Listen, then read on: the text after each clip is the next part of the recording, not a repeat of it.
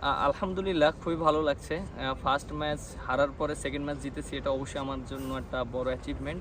আর যেহেতু আমি first captaincy করছি, এটা আমার জন্য একটা বড় একটা পাওয়া ওয়েস্ট ইন্ডিজের মাটিতে। আর প্লেয়াররা খুব ভালো ক্রিকেট খেলেছে এবং সবাই আমাকে অনেক সাপোর্ট করেছে। এর জন্য অবশ্যই আমি ক্রেডিট দিতে চাই সব প্লেয়ারদেরকে। আমি যেভাবে সাজেস্ট করেছি সবাই মেনে নিয়েছে, সো এর জন্য আমার কাছে খুব ভালো লাগছে। আর যেহেতু এই কন্ডিশনটা ইজি ছিল না, প্রত্যেকটা প্লেয়ারের জন্য অনেক টাফ ছিল। সবাই মেন্টালি এরকম ছিল যে ম্যাচটা জিততে হবে, সবাই চেয়েছিল মন থেকে ম্যাচটা জেতার জন্য। সো এর জন্যই আমরা ম্যাচটা জিততে পেরেছি। দেখেন, যখন আমরা সেকেন্ড ইনিংসে ব্যাটিংয়ে গিয়েছিলাম তখন আমরা নিজেদের ভিতর কথা বলতেছিলাম।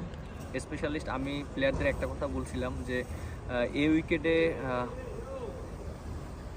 পজিটিভ ছাড়া খেললে অনেক ডিফিকাল্ট। এবং যেহেতু আমরা লিড পাইছি 18 রানের, আমাদের এখানে রান করাটা খুব ইম্পর্টেন্ট। এবং আমরা জানি যে এই উইকেটে যদি আমরা 250+ একটা রান করতে পারি আমাদের জন্য ম্যাচটা জিতা ইজি হবে। এবং মেসেজটা এই ছিল যে প্লেয়াররা পজিটিভ খেলবে। যখন দীপুকে আমি একটা কথা বলেছিলাম, কারণ সৌরভ ভাই যখন অসুস্থ হয়ে গিয়েছিলো তখন টিমের ভিতরে একটু পাজেল হয়ে যাচ্ছিলো সবাই, ওই জায়গাটা ব্যাটিং করাটা একটু ডিফিকাল্ট। বাট দীপুকে আমি বলেছিলাম, ও রাজি হয়েছে। এবং ওকে আমি একটা কথা বলেছিলাম যে এই উইকেটে তুমি পজিটিভ খেলো এবং এখানে যদি মনে হয় তোমার প্রথম বলে মারার বল পাও, তুমি প্রথম বলে হিট করো, তোমাকে কেউ কোনো কিছু বলবে না, আমি সেই গার্ডস তোমাকে দিয়ে দিলাম। এবং ও ওইভাবেই খেলেছে, ওর 28টা রান খুব ইম্পর্টেন্ট ছিল। এবং আমি যখন আবার 4 নম্বরে গেলাম আমিও ওই মেন্টালিটি নিয়ে খেললাম, কারণ আমাদের এই উইকেটের রানটা খুব ইম্পর্টেন্ট ছিল।